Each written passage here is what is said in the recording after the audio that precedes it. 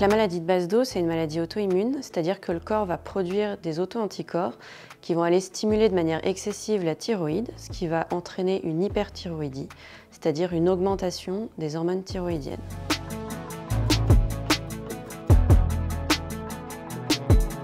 Chez l'enfant, il s'agit d'une maladie rare puisque son incidence est d'environ 4,8 pour 100 000 enfants de moins de 15 ans. La maladie peut survenir à n'importe quel âge, mais elle est plus fréquente à l'adolescence. Elle est également plus fréquente chez les filles et chez les patients ayant des antécédents familiaux de maladies auto-immunes.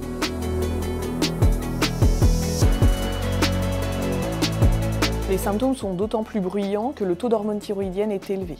Comme chez l'adulte, les symptômes se caractérisent par un goitre, c'est-à-dire une augmentation du volume de la thyroïde, une exophthalmie, c'est-à-dire des yeux exorbités avec une difficulté à fermer les paupières, une tachycardie, une agitation psychomotrice, des difficultés de sommeil, des tremblements, des diarrhées, une perte de poids malgré une augmentation de l'appétit et une hypersensibilité à la chaleur.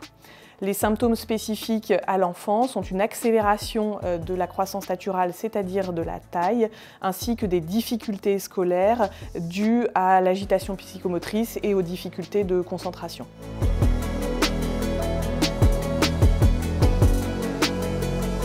Comme souvent dans les maladies rares, il existe souvent malheureusement une errance diagnostique parce que les symptômes de l'hyperthyroïdie peuvent parfois être confondus avec une hyperactivité ou d'autres troubles psychiatriques. La présence d'une tachycardie ou d'une accélération anormale de la croissance naturelle doit faire évoquer le diagnostic de l'hyperthyroïdie. Pour faire le diagnostic de l'hyperthyroïdie, il convient de réaliser une prise de sang avec un dosage de la TSH en première intention qui sera retrouvé effondré.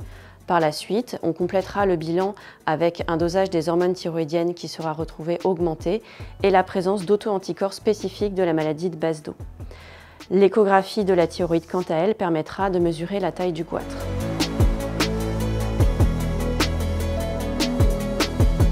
Le traitement de la maladie de Basedow repose sur un traitement médicamenteux qui est les antithyroïdiens de synthèse. Ce traitement permet de diminuer les hormones thyroïdiennes. C'est un traitement qui est très efficace, mais qui peut provoquer des effets indésirables rares mais graves, comme la baisse des globules blancs, une allergie ou encore une élévation des enzymes hépatiques.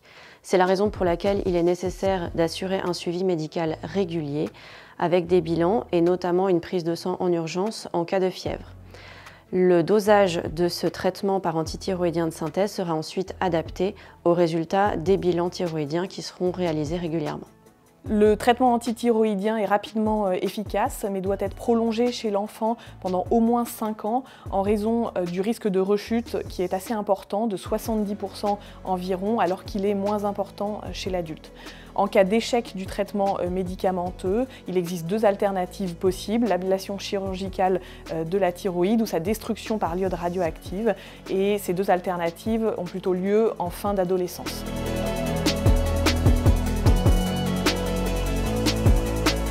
Il est important que ces enfants soient pris en charge au sein de parcours de soins coordonnés, dans des centres de référence spécialisés et suivis par une équipe multidisciplinaire composée d'endocrinologues pédiatres, d'infirmiers d'éducation thérapeutique ainsi que d'ophtalmologues.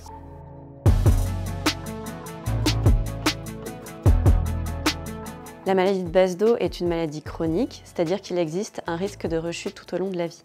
Il y a des facteurs favorisants de ces rechutes, et notamment les facteurs hormonaux comme la grossesse. C'est la raison pour laquelle les femmes qui ont un antécédent de maladie de Basedow devraient réaliser un bilan thyroïdien au mieux en préconceptionnel et sinon en début de grossesse, afin de cibler les femmes nécessitant un suivi particulier et afin d'éviter tout risque de complications pour elles ainsi que pour son nouveau-né.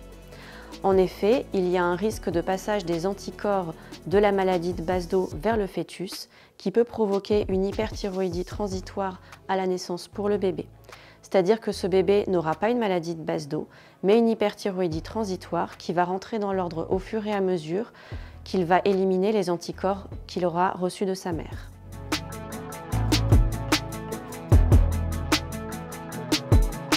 La maladie de Basedow est une maladie rare chez l'enfant dont le diagnostic est malheureusement encore trop tardif alors que le diagnostic est relativement facile puisqu'il est faisable sur une prise de sang réalisable en ville.